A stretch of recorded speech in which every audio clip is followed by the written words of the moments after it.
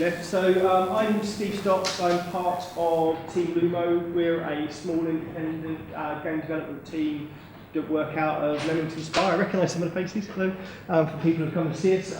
We've made a bunch of games over the last 4 years that we've been working together. So we started with Kumo Lumo back in 2012, it was released. It was our first ever mobile game. We made it in about 8 weeks, and it was Editor's Choice in 100 countries in the world. It received 1 million downloads in its first week. We followed that up with Paper Titans, also Editor's Choice in 100 countries around the world. Then last year we released our first truly independent game, which was Lumo Deliveries. That again, app of the week, front page of the App Store, and 1 million downloads in its first week. And then this week we've released our most recent game, Lumo's Cat, which is what I'm here to talk about today, which again was on the front page of the App Store at launch. So we've kind of done okay for a little tiny team. So there are 5 of us, and Josh, who you just saw, works with us in the Arch Creatives as well. But the core team of Lumo Developments is a small team of 5. So we have 2 programmers, Chris and Lorna, 1 artist, Nick, 1 designer, Jogo, and me, and I kind of do all the production and business side of things.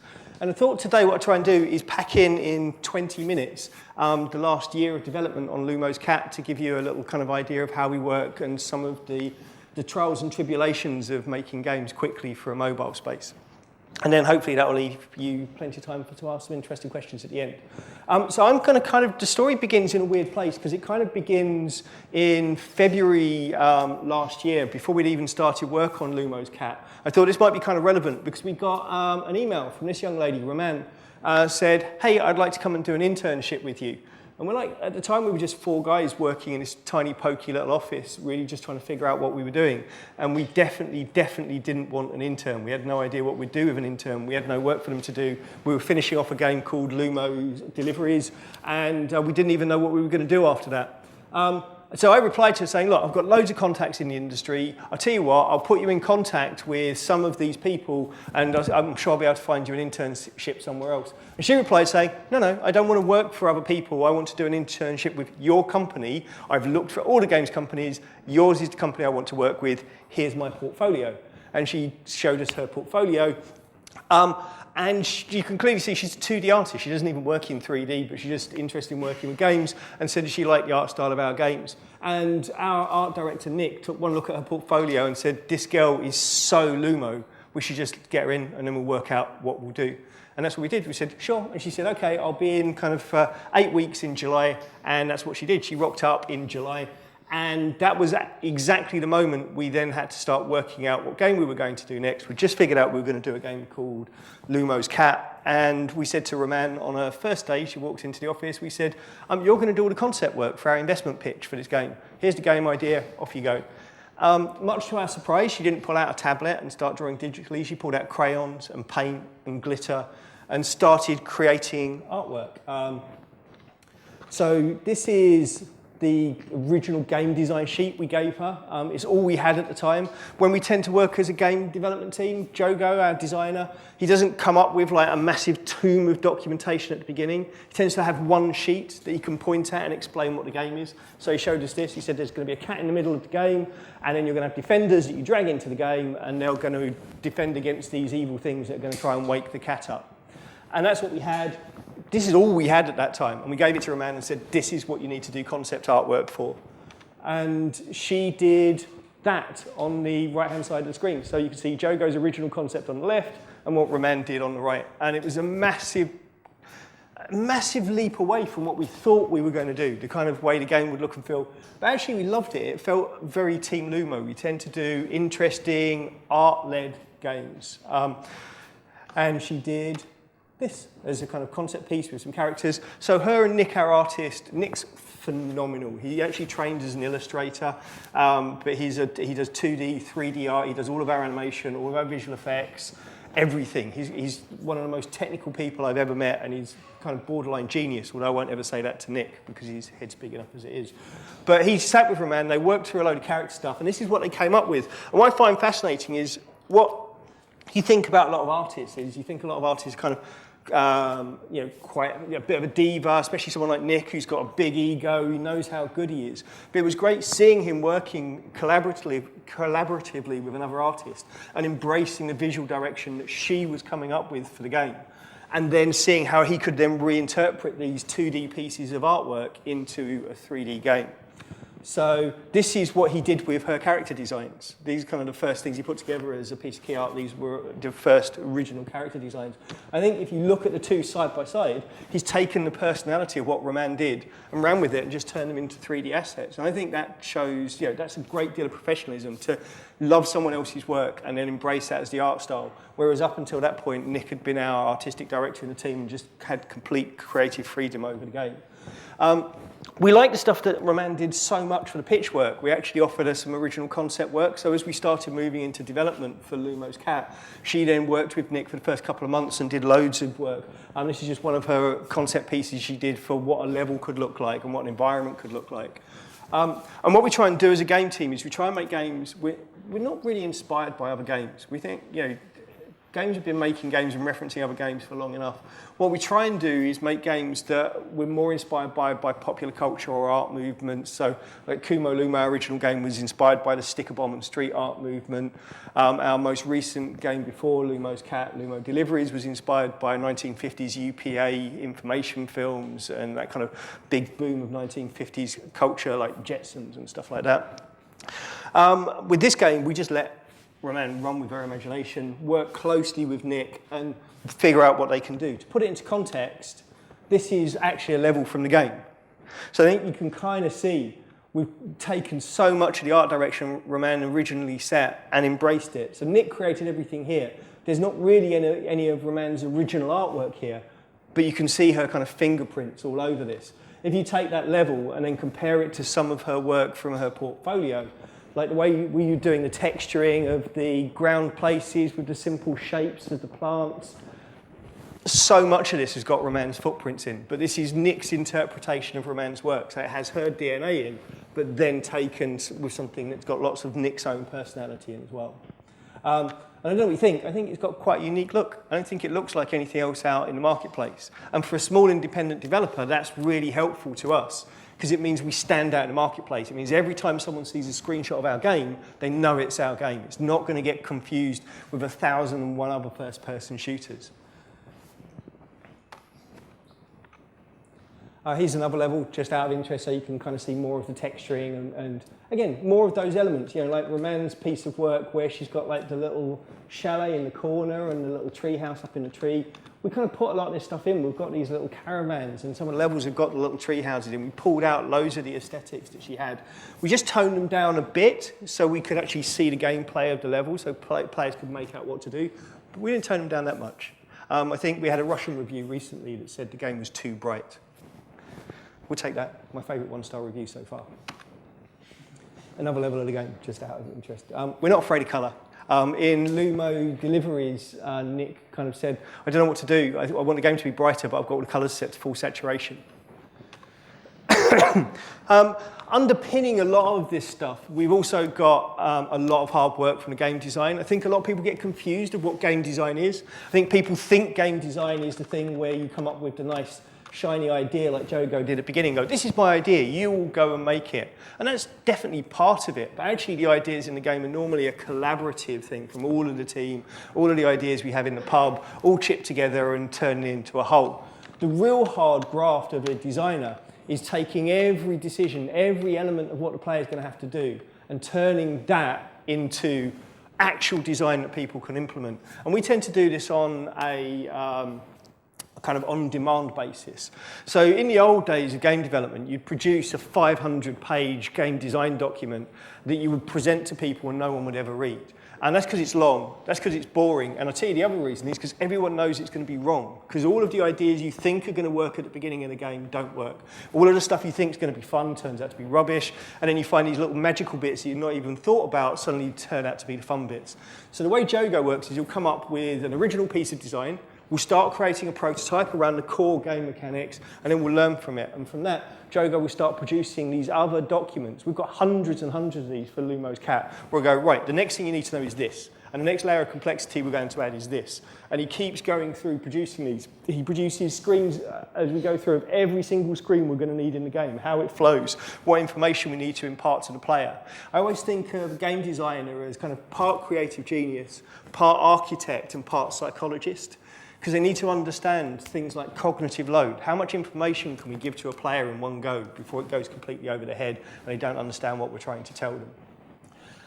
How do we steer players through the game so they have the best possible experience? How can we stop players getting stuck in places? How can we ensure that the information we're trying to impart to them is imparted to them in the right way? When do we need to tell players something and when don't we? When can we leave that information to one side and let players figure it out for themselves?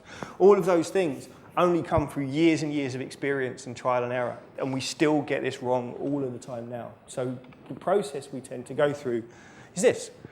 We come up with a concept. We come up with the idea of the game we're going to make. We come up with the idea of a feature we're going to implement. We then implement it as quickly as we possibly can because we know it's going to be wrong. And we spend a lot of time bouncing between those two because we implement it, we test it ourselves, we know it's rubbish, and we go back and reconcept it again, then we re-implement it, and we do that until it's good.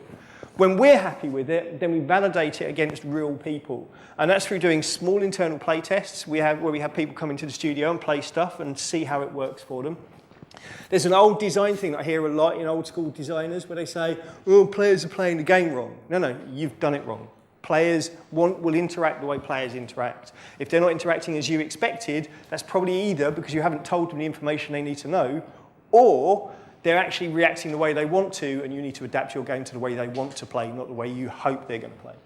So we validate it. Small group of people, first of all, go back. They'll pull our game apart. We'll see loads of stuff that's wrong with it. We change it. We re-implement it. We re-evaluate it. We take the game to events regularly, and we watch people playing the game at events. It's a great opportunity to see like hundreds of people play your game in a very short period of time. From here, I'm driving straight down to London to set up for London Comic-Con, where there's going to be 150,000 people there over the course of 3 days. That's a lot of people to get to show your game to. We'll get lots of validation and things to fix. Last time we took it to Comic-Con was in May this year, and we walked away with a list of 100 things we need to fix with our game. One of them, we completely rewrote the whole interaction mechanic for the game because players didn't understand it and didn't like it. It wasn't the way they wanted to play. Then we do live beta tests, and then we do data. So we have analytics within the game. And I think people misunderstand analytics. I see lots of developers whinging that they don't like it because it takes away their creativity. We actually think it increases our creativity because it gives us a direct dialogue with our players. We can see what they're enjoying and what they're not enjoying, and we can then craft and sculpt our game so it meets what the players want rather than what we thought they wanted. Let me give you some examples. So this is pretty. This is one of the original concepts Nick did of how the levels were going to work in our game. So it was going to be this really traditional game where you would play a dream, so you would play a level which is set inside a cat's dream, where you would then try and defend the cat from the angry hordes of things that were trying to attack it. And when you won, you would unlock an island, and every level you won would unlock another island, and it would take you on this little journey, like about a gazillion and one other games. In a really early group test, we did a focus test with a group of 8 people who we thought were our target market. And it kind of just went, meh, it's pretty, but we don't really buy it. And we were saying, well, what kind of things do you want to do? And they said, well, you know, we like stuff like Etsy and creative things, and we want to do something that's a bit more creative. So we kind of had a nice little brainstorm with them, and we came up with this idea that players create their own paisley blanket. So now within the game of Lumo's Cat, every time you play a level, you get to choose your own difficulty. And if you play the levels really hard, you get these kind of like skull, fish, and like black and white paisley patterns. And if you play the game on an easy level, you get these prettier paisley patterns. So it feels like a creative blanket the players making as they're playing through the game. So it's a lot more interesting than just going, here's a map. And it's so much more creative, and we wouldn't have had the courage to do this because it seems like a crazy thing to do had we not had a chance to speak to our players and find out what they wanted. And the response to this has been really great because people feel like they've got a creative investment in the game. They feel like it's something, a journey that they're on with players. These kind of fairly bland-looking bars. This is data I just pulled out of the database this morning. So the blue bar at the top is how many people start our first battle in our game. So these are people who've been playing our game for probably a minute. And the second bar is how many people finish the first battle. That takes about 30 to 40 seconds to complete, and we're losing about 30% of our players in the first 2 minutes of our game. So 100,000 people walk in the game on day one, and within a minute, 30,000 of them have stopped playing. That's pretty appalling. So that even means some of them, we tend to make free-to-play games, which means that people have no emotional investment in your game when they start playing. So if they don't like it, they're going to delete it. You've got seconds of their time before they go, oh, I don't like it, it's blue, gone.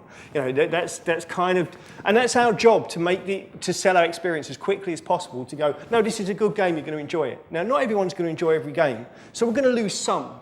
But our theory is that 30% is way too many to lose. So the next thing we do is we go back and we look at the first 30 seconds of our game, and we try and work out what we're doing wrong, because we must be doing something awfully wrong to lose this many people. And then you kind of slap yourself on the head because you suddenly see all the things that you missed because you were too close to the game while you were making it. We're also lucky, we've got replay kit in the game, so people can save and share videos of their play sessions with the game really quickly and easily, so we can watch how people are playing the game. Here's what we spotted. So this is what the first level looks like.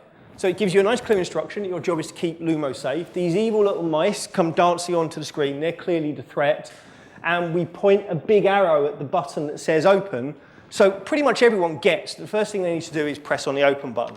And then up pops this menu, which has one character highlighted at the top. Now, we thought that would be clear enough. That little character jiggles, and we thought everyone would then just click that. It launches a character in the world. They then get their next instruction. But what we saw is a lot of people would click that, see the word pause, go, oh, I didn't mean to pause the game, close the menu again. And at that point, we remove the arrow telling them what to do next. And then there's no further instruction, no further prompt. So anyone who's gone in, think they paused the game by mistake, thought, I didn't want to pause it, I want to play the game, go into this, they're now lost, they're now stuck. We're not giving them any further prompts, any further instructions. So we reckon that's responsible for at least a large chunk of the 30,000 people we dropped from 100,000 people. Yeah? So all we're going to do, really simple, is on this screen, we're going to take off the word paused, because people don't really need to know that. And we're going to put a giant arrow pointing at the guy they need to press. And if they close the menu, we'll leave the little arrow wobbling and pointing on the bottom. And we reckon that will fix it. We don't know, but that's our theory. So the data's given us a flag of a problem. This is our hypothesis of what we're doing wrong from watching people playing the game. We're going to take it down to Comic-Con and watch more people play and see if that's what they do. And then we're going to fix this, and we're going to see if it changes the result in the data.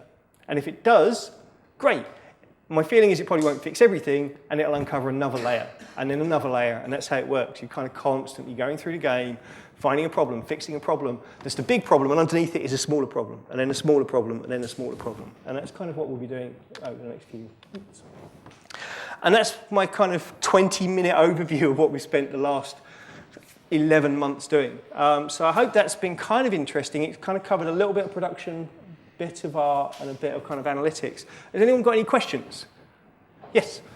You say how you focus on free-to-play games. How do you make money? From people, well, so Lumo's Cat has two purchases in it. We have in-app purchases, which give players the ability to play for longer. We use what we think is a modern take on a fuel mechanic.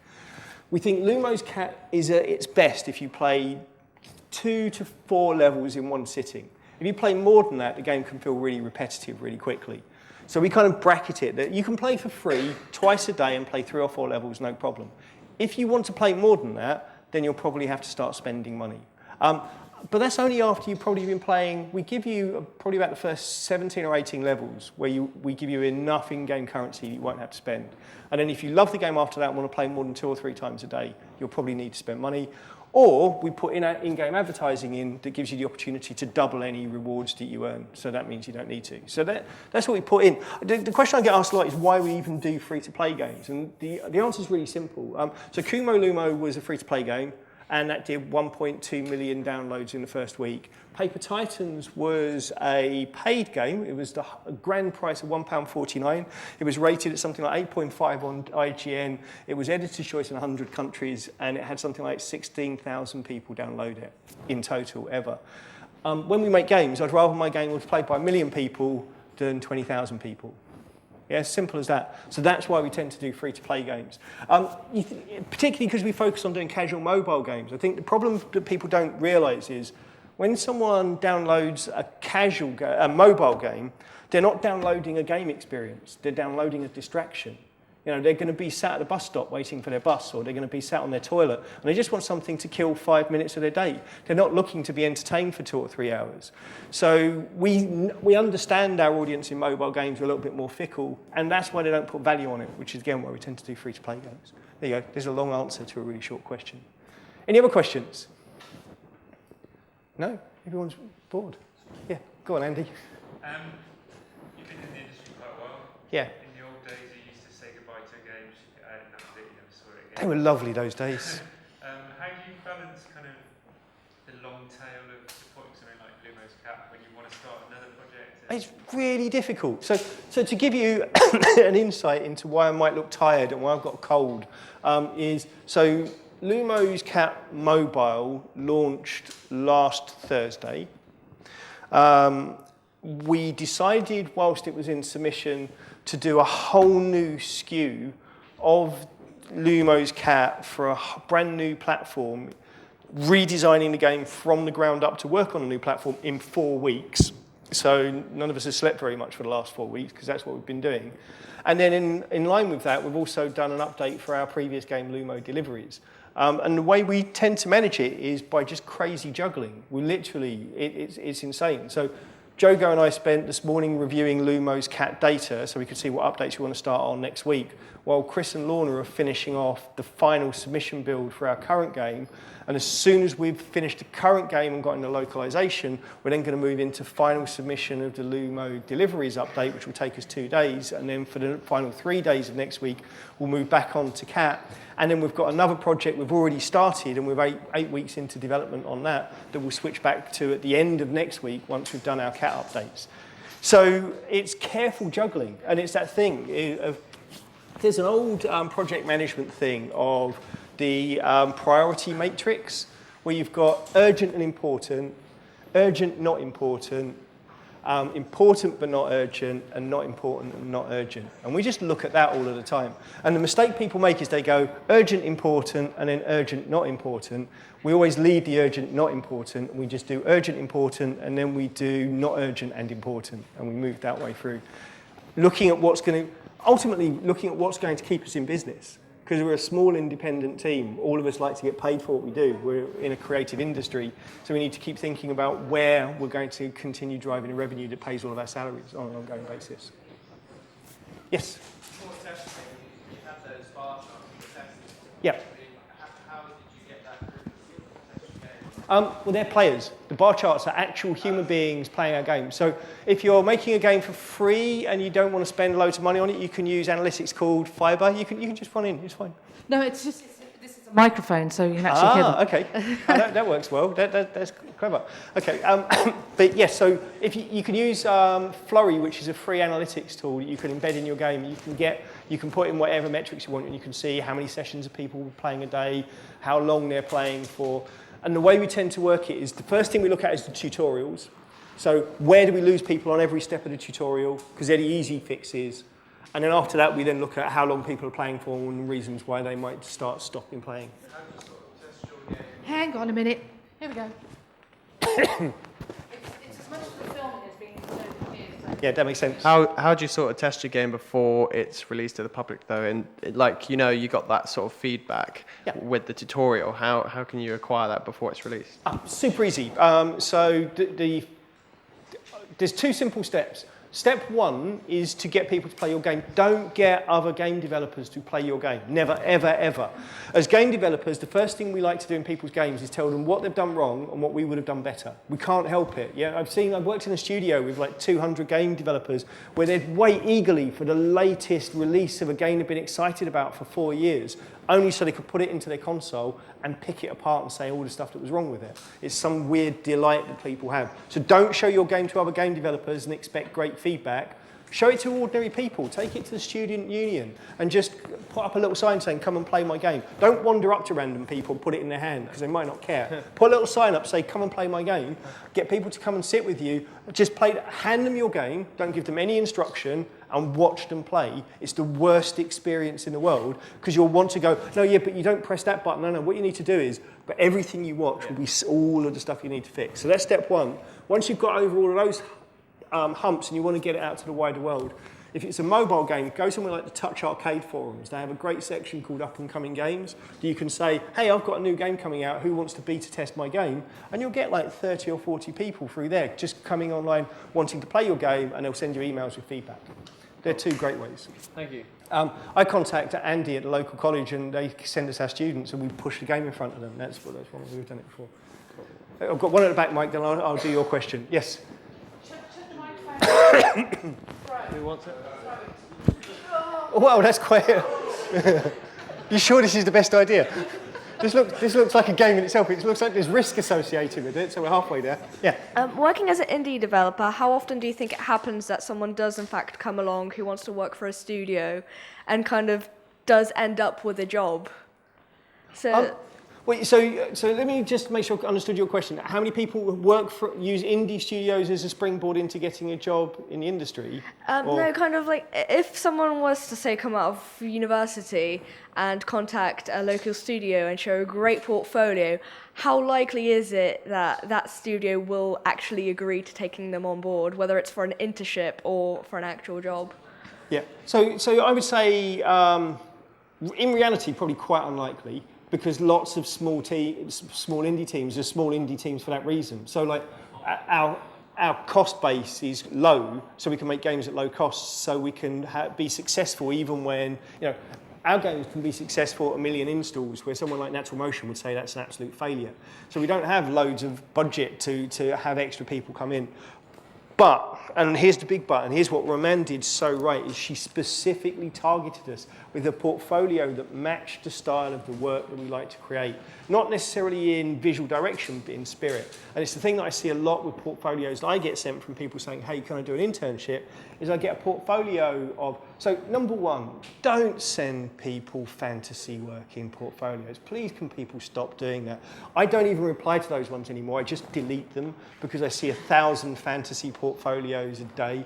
Do something interesting, have some personality, work on your base art skills, your kind of, if it's an art portfolio, you want to be looking at color, lighting, composition. Make sure that your portfolio you send has that. If you've got characters, show you've got good understanding of anatomy. Show you've got good life drawing skills and the things that are the foundational skills of art. And then show you've got something special to offer that's in line with what that team wants. And then you've got the best chance of success. Because even if you're not going to be successful and they don't go, yes, we definitely want you in for an internship, they'll remember you, because they'll remember you're someone who matched what they wanted to do, but they just didn't have the opportunity at that time. And also, the games industry is really incestuous. Most people know each other. It's tiny. So you can build up a network of contacts really quickly, because if someone spots something magical in your portfolio and they're not looking, they'll point you at someone who is. The indie scene is, the main industry is, and actually a lot of the people in the indie scene nowadays have kind of come out of the industry. So my team, across the 5 of us, we've got something ridiculous like 55, 60 years worth of game development experience across 5 people. We're old, curmudgeonly people who've been making games for a long while, and we just don't want to make other people's games, we want to make our own. I've got friends from the same industry who are now lead animator in Rockstar, and that's what they want to do. And it's becoming more of a choice of, do you want to work on a game that everyone's heard of, and that's the thing that makes you excited, or do you want complete creative control and make something that you've got a personal investment in? And those are kind of the different choices. There you go, there's a slight tangent. Did that somewhere in there answer your question? Yeah, I did very well. Thank you. Mike had a question. Right. We'll try and keep a thing going where we're going back front, see how long it takes before someone gets injured. My question, I think actually Mr. Pixel Blast can also potentially answer this one as well. You in particular, Steve, you come from AAA and you're now in indie. Yeah.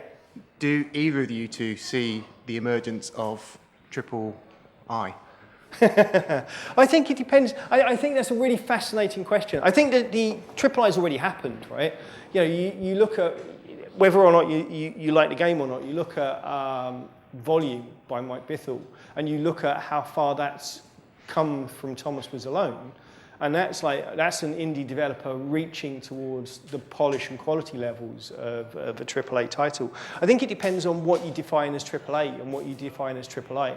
For me, it's all about polish and quality of experience. What we try and do in our team is we try and make games really quickly and relatively cost effectively that can stand side by side with any other game on the App Store, whether it was made by 5 people or 500 people. You know, it's because the game player doesn't care. They just want a good game. They don't care who made it, how many people made it, what your story is, how important you are to the indie scene, all that kind of stuff. They just want to play a great game.